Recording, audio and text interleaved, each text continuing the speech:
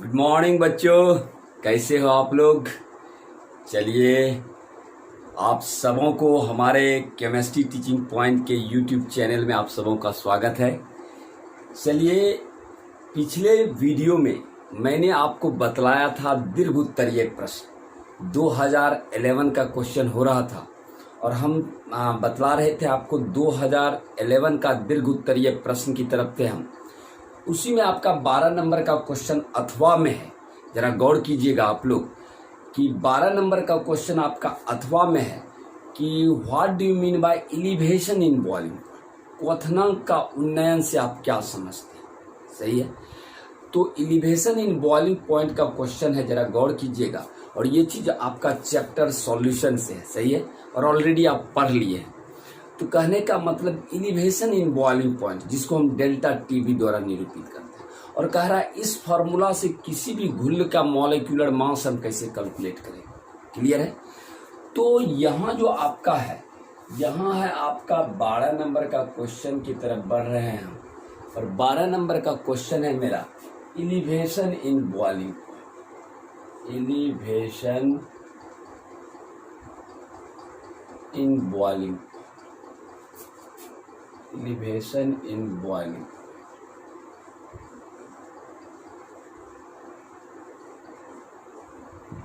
Elevation in boiling point है, जिसका मतलब है आपका क्वथनांक का उन्नयन।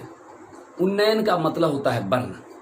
सही है, तो कह रहा है क्वथनांक के उन्नयन से आप क्या समझते हैं। 5 नंबर का दीर्घ उत्तरीय प्रश्न है। क्लियर है। तो ये है आपका क्वेश्चन, क्वथनांक का उन्नयन। क्वथनांक का उन्नयन, और क्वेश्चन है आपका क्वथनांक के उन्नयन से आप क्या समझते हैं।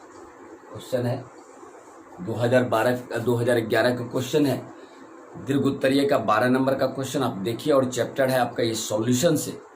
गौर कीजिएगा, इस चीज को समझने के लिए आपको ग्राफ प्लॉट करना पड़ेगा।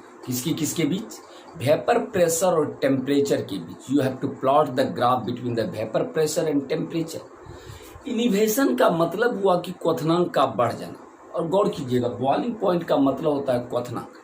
बॉइलिंग पॉइंट वह ताप है जिस ताप पर द्रव उबलने लगता है, मीन्स खौलने लगता है। ये चीज आप भली भांति जानते हैं। जिस पर इसका मैक्सिमम जो वेपर प्रेशर है that are almost equal to the vapour pressure of the atmospheric pressure. तो कहने का मतलब हुआ कि बॉइलिंग पॉइंट वह टेम्परेचर जिस ताप पर कोई भी द्रव उबलने लगता है, उस ताप को हम कहते हैं बॉइलिंग पॉइंट। जैसे जल का बॉइलिंग पॉइंट होता है 100 डिग्री सेंटीग्रेड, आप जान रहे हैं। तो कहने का मतलब जल का बॉइलिंग पॉइंट। तो यहाँ हम ग्राफ द्वारा इस चीज को समझें। एग्जामिनेशन में चूंकि 5 नंबर का क्वेश्चन है, तो यहाँ आप ग्राफ द्वारा इसको प्लॉट कीजिएगा। हम ग्राफ प्लॉट करते हैं किसके बीच, जरा ध्यान दीजिएगा। हम ग्राफ प्लॉट करते हैं किसके बीच, वेपर प्रेशर और टेम्परेचर के बीच ग्राफ खींचे। ठीक है, वेपर प्रेशर और टेम्परेचर के बीच हम ग्राफ को प्लॉट कर रहे हैं। अब रही बात, ये चीज मैंने आपको बतलाया है, याद कीजिए कि प्योर सॉल्वेंट का कभी भी वेपर प्रेशर सॉल्यूशन के वेपर प्रेशर से अधिक होता है। अगर मान लीजिए कि प्योर सॉल्वेंट का वेपर प्रेशर P0 है और PS आपका वेपर प्रेशर सॉल्यूशन है, तो vapour pressure of the pure solvent become greater than the vapour pressure of solution. यानी कि P0 जो है, P0 आपका है vapour pressure of pure solvent. Clear. और PS as the vapour pressure of the solution. तो हम आपको पहले भी बतलाए हैं कि vapour pressure of pure solvent become greater than the vapour pressure of solution. क्यों ऐसा होता है, क्यों इसका वेपर प्रेशर ज्यादा होता है, इसका क्यों घट जाता है। क्योंकि जैसे ही कोई नॉन वोलेटाइल सॉल्यूट को आप डालते हैं किसी सॉल्वेंट में या लिक्विड में, तो उसका क्या होता है कि आपका वाष्पदा, वो जो सॉल्यूट के अणुओं के कारण उसका वाष्पदा घट जाता है, वाष्प के अणुओं की संख्या घट जाती है, जिससे इसका वेपर प्रेशर, सॉल्यूशन का वेपर प्रेशर घट जाता है। तो हम यहाँ बतला रहे हैं कि प्योर सॉल्वेंट का वेपर प्रेशर सॉल्यूशन के वेपर प्रेशर से अधिक होता है। ये आपका है प्योर सॉल्वेंट का वेपर प्रेशर। यानी कि ये जो पी नॉट है that is the vapour pressure of pure solvent, और ये है वेपर प्रेशर ऑफ सॉल्यूशन। सही है। इसी चीज को हम जरा ग्राफ में आपको प्लॉट करके बताते हैं। हम यहाँ दिखला रहे हैं कि ये वेपर प्रेशर का ग्राफ है और ये वेपर प्रेशर का ग्राफ नीचे हम ग्राफ दिखला रहे हैं किसका, सॉल्यूशन का, और ऊपर ग्राफ दिखला रहे हैं किसका, सॉल्वेंट। जरा ध्यान दीजिए, क्यों हम सॉल्यूशन का नीचे ग्राफ दिखलाए, क्योंकि इसका वेपर प्रेशर कम है, इसीलिए इस ग्राफ को हम नीचे प्लॉट किए। इसके ऊपर हम सॉल्वेंट का प्रेशर का ग्राफ है, क्योंकि इसका वेपर प्रेशर अधिक होता है, तो इसके ग्राफ को हम ऊपर प्लॉट किए। अब रही बात की, मान लीजिए कि यहाँ पीए जो है that is the atmospheric pressure. जब हम ग्राफ को प्लॉट करते हैं, जिस ताप पर यह उबलने लगता है, आप देखिए यहाँ ग्राफ जो है सॉल्वेंट को इस पॉइंट पे काट रहा है और सॉल्यूशन को इस पॉइंट पे काट रहा है, ठीक है।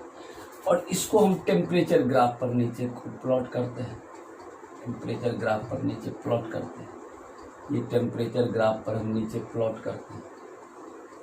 तो आप क्या देखिए कि सपोज मान लीजिए ये T0 है, ये आपका T1 है, तो आप क्या देखिए कि सॉल्यूशन का जो बॉइलिंग पॉइंट है T1, वह आपका सॉल्वेंट के बॉइलिंग पॉइंट से अधिक हो रहा है। तो कहने का मतलब, और इस दोनों के क्वथनांक के अंतर को ही, इस दोनों के टेम्परेचर के अंतर को ही हम एलिवेशन इन बॉइलिंग पॉइंट कहते हैं। तो इसका मतलब इसी को हम कहते हैं डेल्टा टीबी, और जो होता है T1 minus TG, delta TB, और इसी को हम कहते हैं एलिवेशन इन बॉइलिंग पॉइंट। यानी एलिवेशन इन बॉइलिंग पॉइंट को ही हम डेल्टा टीबी द्वारा निरूपित करते हैं। क्लियर है। तो कहने का मतलब हुआ कि यहाँ हम ये ग्राफ को प्लॉट कर रहे हैं और यहाँ आपका डेल्टा टीबी। इसी के संबंध में रॉल्स ने 2 नियम दिया था, याद कीजिए जरा सा। रॉल्स का इसी के संबंध में ये आपका रॉल्स ने 2 नियम दिया था। तो कहने का मतलब है कि यहाँ कभी भी सॉल्यूशन का जो क्वथनांक है वो सॉल्वेंट के क्वथनांक से अधिक हो रहा है, और इन दोनों क्वथनांक के अंतर को डिफरेंस जो है, दोनों के बॉइलिंग पॉइंट के डिफरेंस को ही हम डेल्टा टीबी कहते हैं, जिसे हम एलिवेशन इन बॉइलिंग पॉइंट कहते हैं। दोनों का टेम्परेचर जो भी क्वथनांक है उसको घटा दीजिए, आपको एलिवेशन इन बॉइलिंग पॉइंट मिल जाएगा। Clear, understand. तो कहने का मतलब ये था आपका एलिवेशन इन बॉइलिंग पॉइंट, और इसी एलिवेशन इन बॉइलिंग पॉइंट के संबंध में रॉल्स ने आपका नियम दिया था। क्या नियम दिया था, जरा सा उसकी तरफ बढ़ते हैं। क्लियर है, कॉन्सेप्ट क्लियर। चलिए आगे बढ़ते हैं।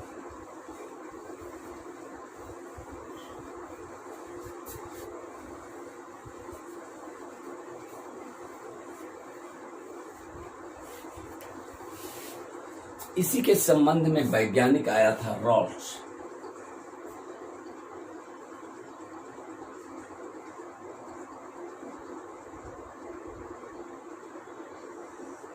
रॉल्स ने नियम दिया।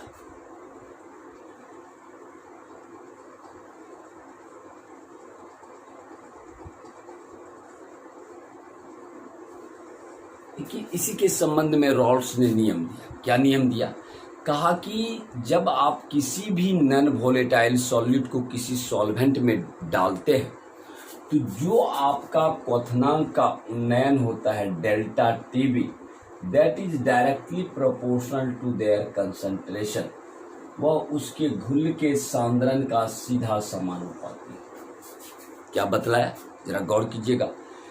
रॉल्स ने ये कहा कि यदि किसी भी नॉन वोलेटाइल अउरणशील घुल को किसी भी आप सॉल्वेंट में घोलते हैं, तो जो आपका क्वथनांक का उन्नयन होता है, the elevation in boiling point, that is directly proportional to concentration in terms of molality.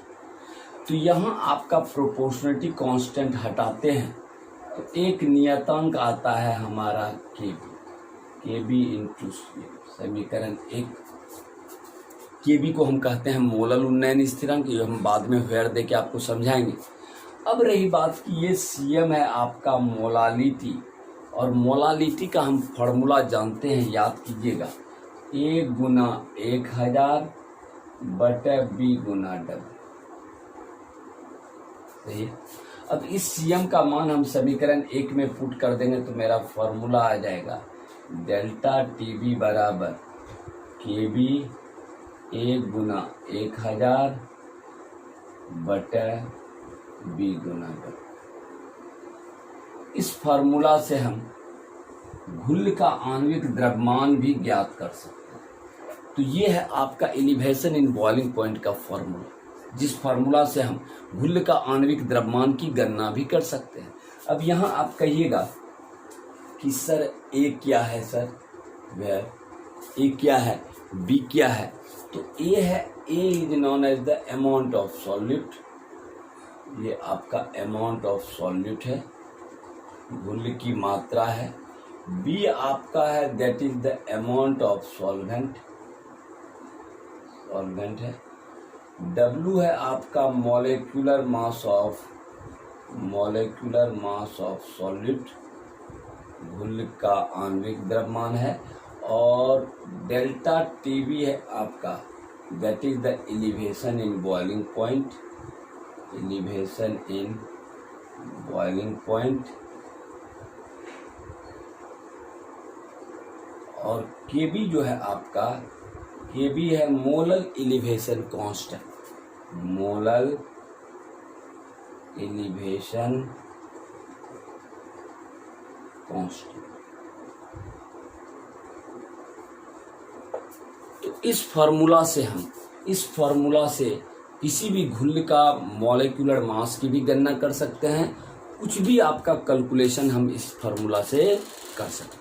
तो ये था मेरा एलिवेशन इन बॉइलिंग पॉइंट का जो भी रॉल्स का नियम था, तो वो आपको मैंने समझाया ग्राफ विधि द्वारा। एलिवेशन इन बॉइलिंग पॉइंट से आप क्या समझते हैं, और इससे अगर आपको किसी भी घुल का मॉलिक्यूलर मास की गणना करना हो तो हम इस फार्मूला से किसी भी घुल का मॉलिक्यूलर मास की गणना कर सकते हैं, कहीं कोई दिक्कत वाली बात नहीं। क्लियर है?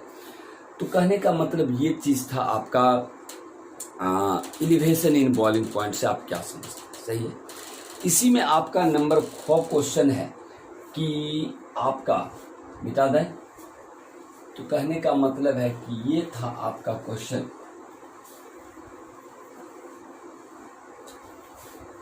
दीर्घ उत्तरीय प्रश्न।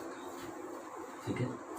इसी में आपका क्वेश्चन एक और है, आप देखिए आपका क्वेश्चन अथवा में कि अमोनिया से नाइट्रिक एसिड का उत्पादन ओस्टवाल्ड विधि द्वारा बताएं, यानी manufacturing of nitric acid, manufacturing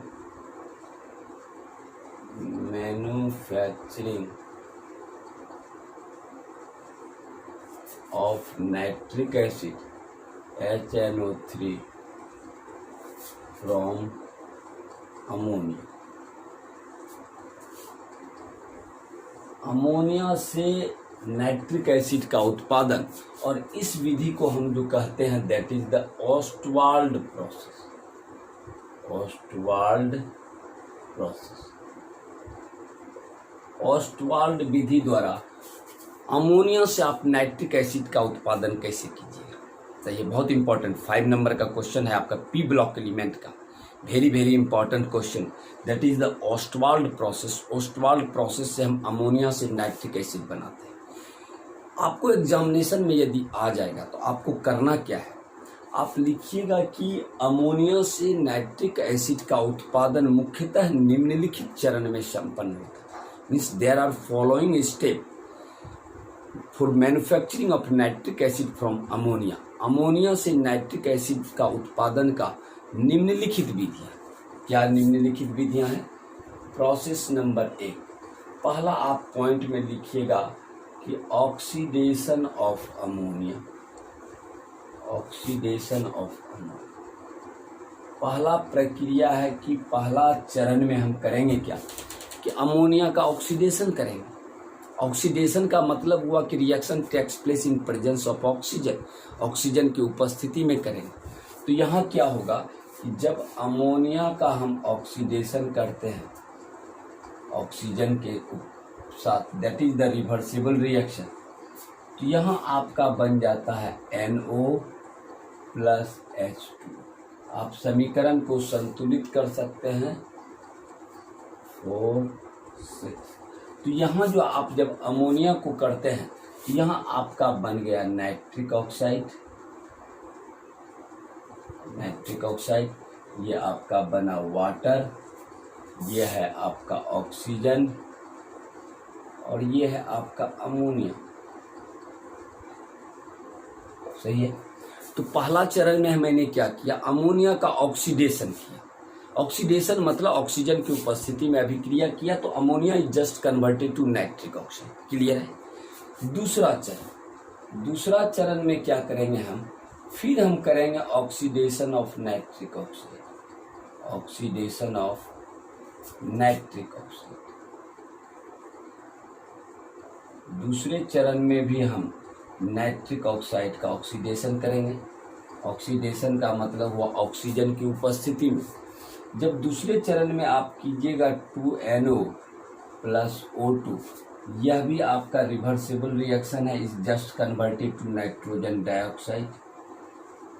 यहाँ आप समीकरण को संतुलित, यानी नाइट्रिक ऑक्साइड जो है, ये नाइट्रिक ऑक्साइड ये आपका कन्वर्ट कर गया नाइट्रोजन डाइऑक्साइड में, नाइट्रोजन डाइऑक्साइड में। तो देखिए क्या हो रहा है, पहला चरण में ammonia is converted to nitric oxide. In second step nitric oxide again just converted into nitrogen dioxide. उसके बाद जो तीसरा चरण है, तीसरा चरण में क्या होगा कि हम इसको एब्जॉर्प्शन कर देंगे।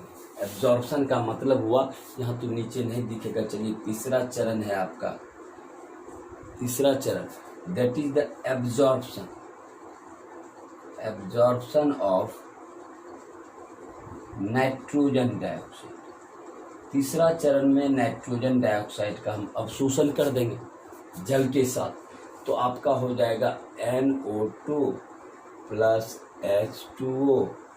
तो ये आपका कन्वर्ट कर जाएगा HNO3 में और साथ में NO भी निकले। यहाँ आप समीकरण को दिखा दीजिएगा, 2 3 दूनी 3 2 2 है, 3 दूनी 6 1 7 3 दूनी 6। तो आप देखिए ये आपका नाइट्रोजन डाइऑक्साइड, नाइट्रोजन डाइऑक्साइड और आपने किया वाटर के साथ, तो देखिए ये नाइट्रिक एसिड में परिवर्तित हो गया, नाइट्रिक एसिड में, और साथ में नाइट्रिक ऑक्साइड भी मिला। तो कहने का मतलब हुआ कि यह जो है आपका नाइट्रिक एसिड का उत्पादन मुख्यतः 3 चरण में संपन्न हुआ। 3 चरण का मतलब first of all, in first step ammonia is just converted into nitric oxide. In second step nitric oxide is directly converted into nitrogen dioxide, और in third step there is the absorption of nitrogen dioxide and it just converted into nitric acid। तो examination में इतना ही करके आपको सबको लिख के आ जाना है, 5 में 5 नंबर आपको मिल जाए। तो मैं विश्वास करता हूं कि आज आपका यह वीडियो बहुत ही पसंद आया होगा, और जितने भी छात्र हमारा ये वीडियो पहली बार देख रहे हैं तो please subscribe my YouTube channel chemistry teaching point. आप वीडियो को लाइक करें, शेयर करें अपने दोस्तों के बीच ज़्यादा से ज़्यादा। तो इसी प्रकार हम पढ़ाई से रिलेटेड, यानी आपके एग्जामिनेशन से रिलेटेड नए नए वीडियो लाते रहेंगे। जस्ट आप टच में रहिए और इसी प्रकार से आपका जो है हमारे इस वीडियो से आप लाभ लेते रहेंगे। तो चलिए आज के लिए यहीं तक। Thank you so much.